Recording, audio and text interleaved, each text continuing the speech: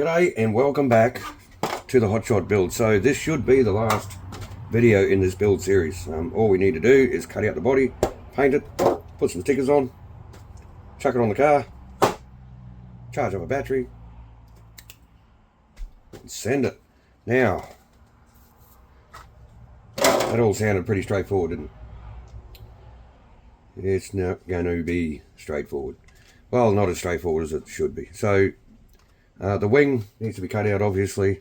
Now we have these pre-drilled holes in the wing, which is nice, but we need to, where's my knife through?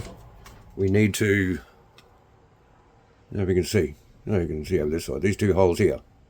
We need to trim out in between these two holes. It says to do that here. Cut away. Because when you mount the wing, it mounts onto this V2 piece here, goes into the chassis rails, and then actually a couple of R-clips hold the wing on.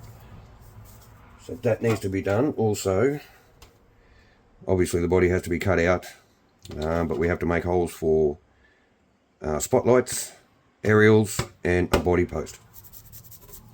Now I'm going to cut the body out completely, trim it all up, and fit it onto the chassis before I drill that body post hole.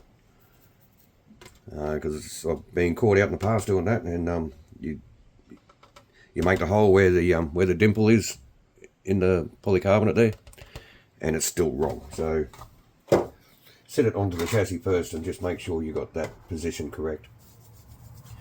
So I'm going to use a combination of scissors and score and snap to cut this body out, particularly these thin areas here. I think I'm just going to score and snap them if I can.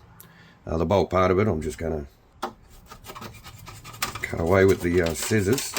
The score and snap method is very effective and very neat actually.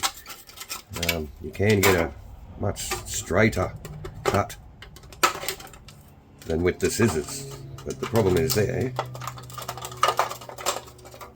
you actually need to be able to cut a nice straight neat line with your knife. If you can't cut a straight line with a knife, you're not going to get nice neat straight lines in your body. So until you get a bit of practice doing so, maybe stick to the scissors. I don't know if I'm going to show you all of cutting this body out. It'll get a bit bloody boring after a while, won't it? So I'm just going to get all this cut out. And then it's going to be time to go downstairs. It's a body roughly cut out. There's really nothing to this body. Also, we have the paint. Very small body, so it shouldn't take a lot of paint. So I'm going to shut you guys off and finish cutting this body out, and I'll bring you back when the body's cut out and we have to make the holes for these this body post and these aerials. Okay, see you then. So that's all our body parts cut out. Trimmed out the wing, trimmed out these slots here for the R-clips when the wing goes on. Body, I've got to do some clean up here actually, so I'll do that off camera. But the rest of it came out pretty good. Scored and snapped around here and in these small areas in there. There's a little bit of clean up to do in there as well. Might be able to just do that with the blade, but I have had a trial fit and it doesn't fit too bad. If we position that body post hole where it wants to be, yeah, everything else looks like it's going to line up just fine. So I'm going to go straight in and bore that hole out with the reamer. I'm going to be very careful here. Now it says in the book to make a 5.5 millimeter hole. So just get it, eyeball it kind of close to where you think it might be the right diameter. I tend to alternate between the top and the bottom. It just helps clean the hole up. When you think you're getting close, just keep test fitting. Right, so that's pretty well spot on. So all we need to do now is do the holes for the spotlights and the holes for the aerials, which I am going to do both. This is going to be a little bit tricky though, because to get those aerials to go through the body, you need to make the hole as big as that loop, which just looks ugly in the side of that body there. So what I did with the other Hotshot when I built it was made a hole big enough for the actual aerial diameter, and just cut a couple of slots in the body for the loop of the antenna to poke through. Now you have to be careful doing that, but if you take your time, it's really not too bad. So let's get rid of this for a sec. So I've been using this box here to support the body while I cut with my knife. Yeah, I am just eyeballing this. I think once it's all on the body and everything's in position, you're not really going to see much of it. So, don't know if you can see, but come on, a couple of score marks there. It should just be a matter of trimming them out. You have to be very, very steady and very careful with this. And just a bit of a trial fit. So there you go. It goes through there just fine. Now the other one. There you go. Now, holes for the spotlights. These go out to 3 millimeters, or just enough to get a self-tapping screw through the hole. You can use a drill. I tend to find I have more control with a body reamer than with a drill. The only downside of the body reamer is when they're not quite sharp, they leave these burrs and you just got to fold them back in and just recut them. Take your time to get rid of them eventually. So this has to be one of the easiest bodies you could ever hope to cut out, I reckon. One of the easiest ones I've done to date anyway. And the more you do it, the more you get used to it, the better you get. So that is our Hotshot body cut out. I still got to trim these up. I might do them now actually while you're here. I've got the I've got this bit from my Fordham, which is basically a flash Dremel. Don't forget to drop the body, very important. Gonna trim a bit more up down there, clean it up with the knife, and that gives us a nice smooth radius. So that is ready for a bath and a paint job. So we'll see you downstairs. All right, we're ready to start throwing some red around. PS2 red.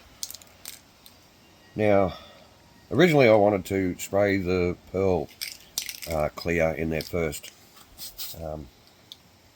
but I don't have any. And it's one of those wings again where you really got to try and get into that skinny part there.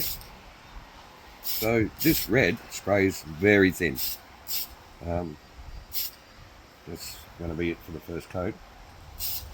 Even when you put a few coats on it, it sprays very thin, which will work to our favour, because I'm going to back all the red up with the PS12 silver, and as long as we get the red coats as even as possible, meaning no blotchy areas where there's darker areas where there's more paint, then when you back it up with the silver tends to come through the red a little bit and act as a metallic. Well, it is a metallic, but gives the appearance of the actual red being a metallic. So that's the first coat. Very thin, but it's also very splotchy, you can see. Well, I can anyway. So it does still need a few coats. Not going to show you every coat again, but we'll come back when we're ready to do the silver and see if my little trick works. Okay, so we're about 4 or 5 coats in, thereabouts, I lost count, and we're still very translucent. Trust me, it's still very translucent, which is good. That's what we want. Now, if you wanted to keep the that film's actually lifting off there. Oh, get here. I did find the protective film on this Hotshot body to be not very stuck to the body. It really doesn't take much to lift it off. But anyway, so if you wanted that red in a solid colour, you'd probably keep going with the coats of red and then back it straight up with the white, and that should bring out the actual red colour that you want. We are going to back it in the PS12, and hopefully the metallic out of the silver comes through that red. It'll only be very subtle, but it'll give it that kind of a metallic look. Alternatively, Zach mentioned this before, and it would have been a great idea if we could back it in gold, and that would give it just a beautiful, not quite a candy apple effect, but that the gold behind the red would have looked really, really good. So we're going to back it in the silver because that's what we got, and then probably back it in the black, or maybe even the white. It really doesn't matter. But if you go straight in and back the red with this black, it'll go very, very dark, almost maroon. So if you don't want your colour to get any darker, just come straight in with the white. The silver has a similar effect to the white, except you should be able to see some of the metallic come through the red. We're only going to find out after it's all sprayed. So I'm just going to give this a shake up, and then I'll bring it back, and we'll probably spray the wing first. Alright, so first coat of silver, and yeah, as it's spraying off into with the sun shining through, I can see traces of metallic. So first coat, I'm just going to go very light and probably come back a fair bit, just to try and get some of those metallic particles onto the paint before the actual silver, if that makes any kind of sense. It is difficult with the wind blowing around like it is. Yeah, normally this silver covers very well, but the way I'm doing it, it's actually quite the opposite. But after a couple of coats of this, we should get the effect we're looking for. Again, just a light coat for the first run, and trying to get it as even as possible.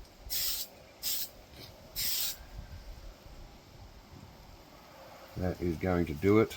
Now, you're not going to be able to see the effect just yet because there's a lot of overspray getting onto the outside of the body. I don't know, yeah. You'll see it when it's finished. Hopefully that metallic sort of comes through that red.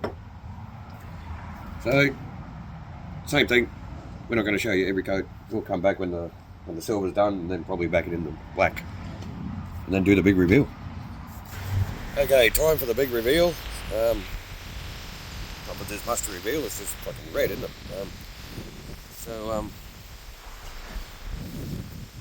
We ended up backing it up in white because I didn't want to risk the red getting any darker by backing it up in black, even though we backed it up in the silver.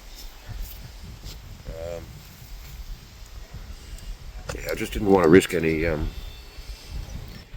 bleed through from the black. So let's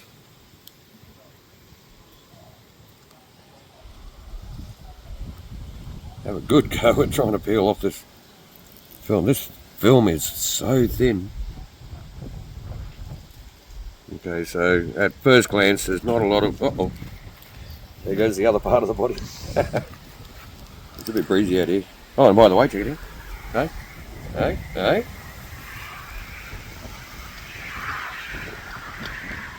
That could have been cut a little bit better. Yeah, so I can't see any of that silver coming through that red. If you were going to see it, you'd see it in this in the sunshine. Oh well, that's okay. At least it's red, which is the colour it's supposed to be. So let's see how much actual bleed we got through, and quite a fair bit by the looks of that. So we're going to have to buy some polycarbonate cleaner, I think, because this film actually lifted up after Zach washed the body and blew it down with the air compressor. It actually lifted up the film at the front here, and you can see we got white overspray on the top there, so we're going to have to fix that. So it looks like we're not going to actually finish this body today. Oh, I can see some metallic through the red there. It's very, very subtle.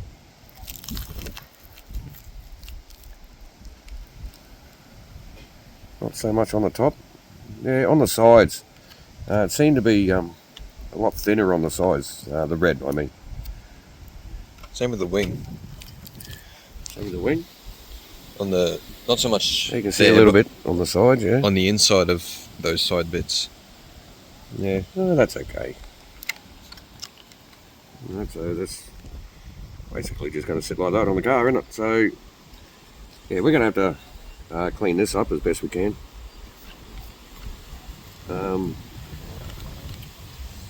Which isn't going to be today, but it will still be in this video for you guys. So next time you see it, we're going to be on the bench. Everything's cleaned up and start putting decals on. So we'll see you up there. Okay, so we've got all our stickers cut out, decals. So let's get them on the body. The only thing I'm going to mention here is the instructions are telling you to mount this piece to the wing and then put your decal on, but the decal covers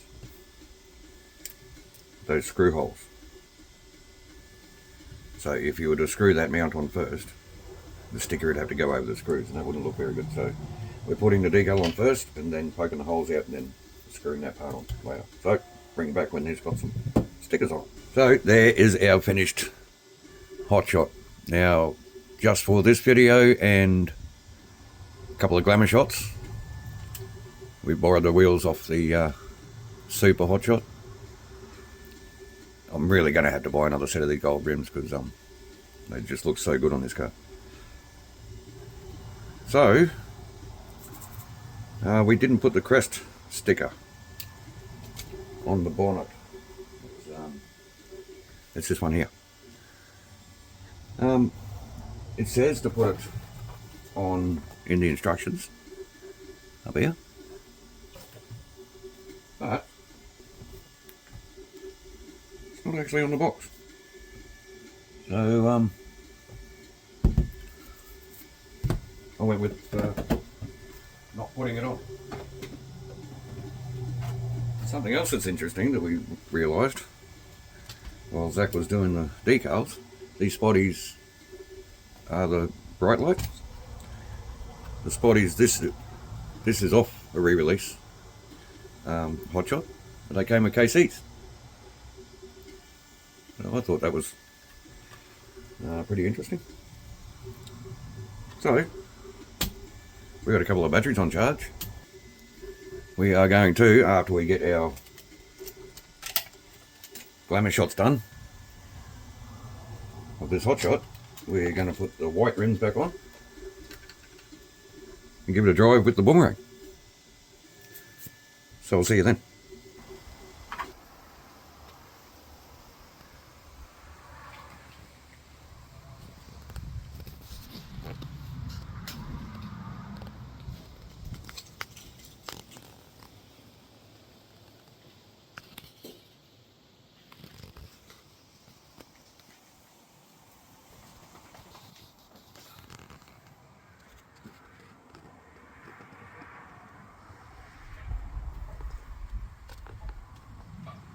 Okay, first run with the Hotshot. Isn't it wheel stance? What?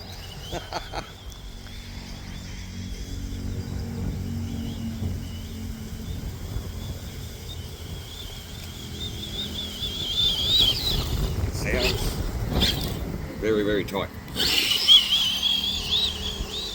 I guess it'll run in. Best driving this car.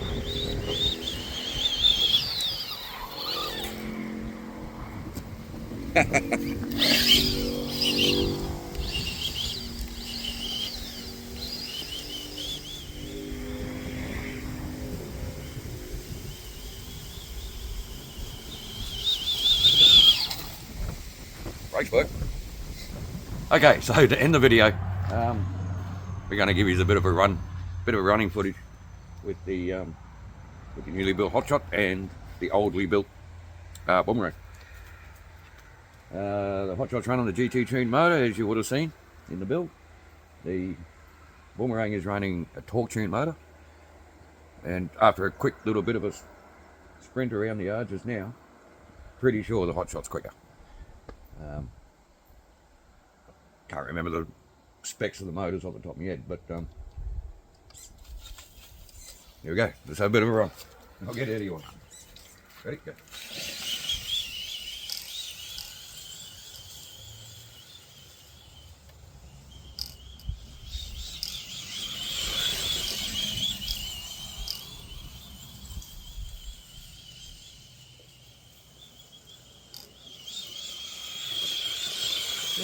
It's pretty close, actually. Yeah.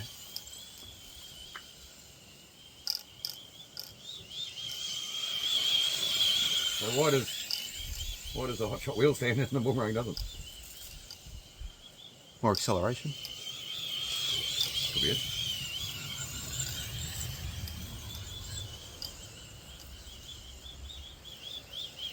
Pretty sure the sport tune. Hey. Uh-oh. Oh, this is not even on the camera.